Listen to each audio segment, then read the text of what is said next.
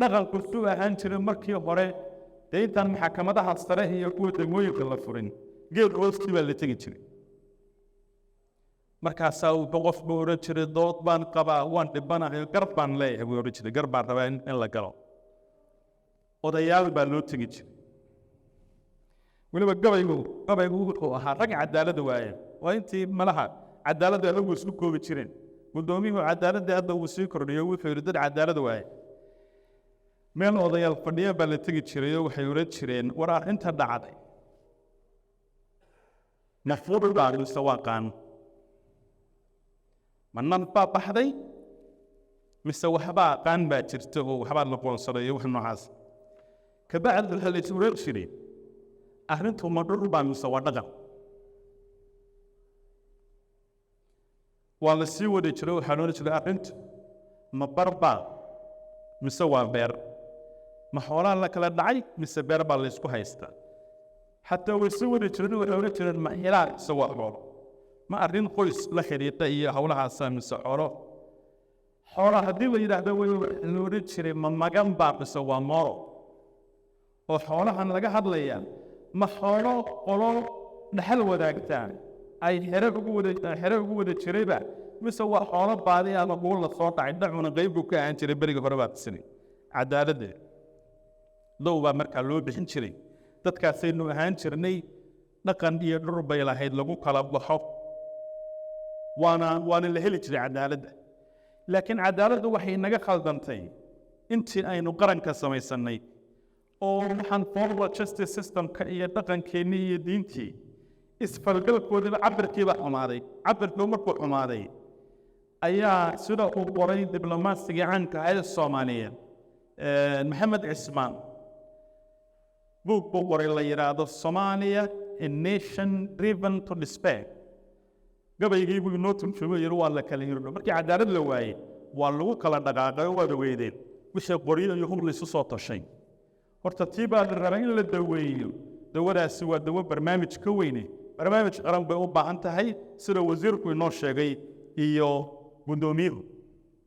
xukuumadahan aanu soo daadego waa la sheegay barnaamijkan uu ku soo bilaabmay jaamacadaha uu soo taageeray looyaradii ka soo baxay inay mandaqada joogaan laakiin halkaynu hiigsanayna maanta iyo himilada ay leedahay xukuumadda dan qaran waa in dagaalka khawaarijta lagula jiro waxaa ciidan iyo hub iyo rasaas la ururinayo ilaa iyo galguduud iyo mudug ilaa iyo hiraan dusheeda iyo lala maagan yahay xuduudaha aynu Kenya la leenahay in amnigooda la sugo hinjiskaa la hinjiyey ciidamada mid ka weyn baa la rabaa cadaaladdiina in lala helo aad baa loo xusay nimankaa khawaarijtii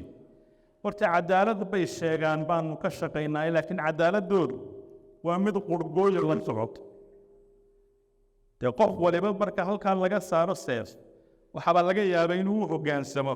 isagoo niyad ahaanna aan ku qanacsanayn caqiid ahaanna ku qanacsanayn arrintaa laakiin cadaaladda dowladda laga rabaa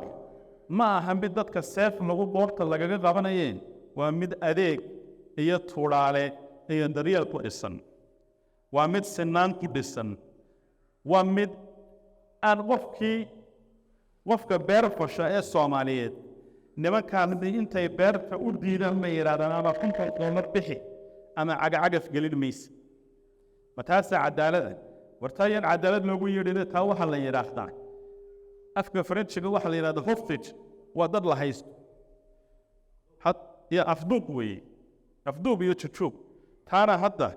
lagaba soo waday guur nimankii hadda in yarba dadkii ku hadhay waxaan rabaa inaynu markaa isla meel dhigno cadaaladdu inay leedahay ahmiyad u dhiganta ama kaba weyn waxaanu ciidanaba waxa loo abuurayaa inay cadaaladda sugaan inay qaranka difaacaan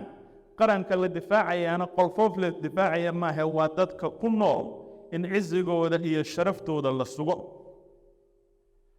oo hooyada iyo ilmaha yare ay dhibeetaan ku jira ee waxa yare daryeela la siiyo in la ilaaliyo ina wuxooda laga dab isku soo wada dhooraya xukuumad ahaan waxaanu rabnaa inaanu halkan sheegano waxqabadka ah in markii ugu horeysay dowladda Soomaaliyeed ay meel dhigtay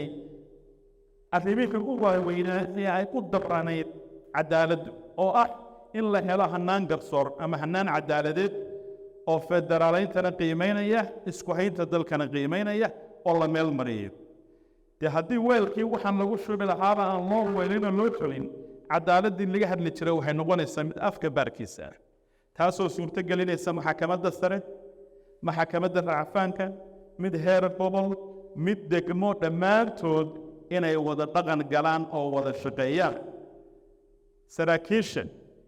iyo howlwadeennada iyo bahda garsoorka dadka ka shaqaynayaan inay tababar siman oo isku mida la wada helo waayo waxaa aasaas u ah hannaan cadaaladeed inuu yahay uniformity in ilaa iyo cidhifyada badda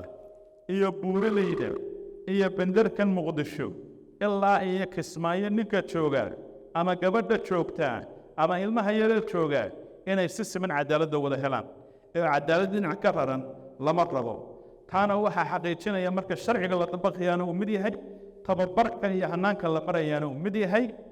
dowladdu markaan guddi hoosaadyada fadhino aad baanu isula meel dhignaa inay ahmiyad leedahay arrintan cadaaladdu maamul goboleedyada halkan waxaa uga hadlay wasiirka galmudug meesha cadaaladdu ay ka fulaysaa horta waa maamul goboleedyada dadkii halkaasay joogaan waa taa hashiiba lagu kala baxay waxaan idinkula talinaya inaad si dhow ula shaqaysan hay-adaha federaalka ah iyana wixii aqoon iyo mataqaanaa iyo tasiilaad kale idinku kordhin karaan ay hadhiyo habay ka shaqeeyaan xukuumadda haddaanu nahayna arrinta ahmiyaddeeda ayaanu siinaynaa mar raba inaan arrinta ku tiigaano aad baa loo hadlay waan ogaadinaynaa wasiirka oo isagu in badan arrimaha ka soo fekerayay howlwadeennada weliba arrinta cadaaladdu waxay aasaas u noqonaysaa dagaalka labaad farant labaad oo kaleanu furnee oo la yidhaahdo la dagaalanka musuq maasuqa dee musuq maasuqi meesha lagula dagaalamayaa waa hanaanka cadaaladda weeye dadkii ay soo dacwoonayaan xuquuqdooda ay ku helayaan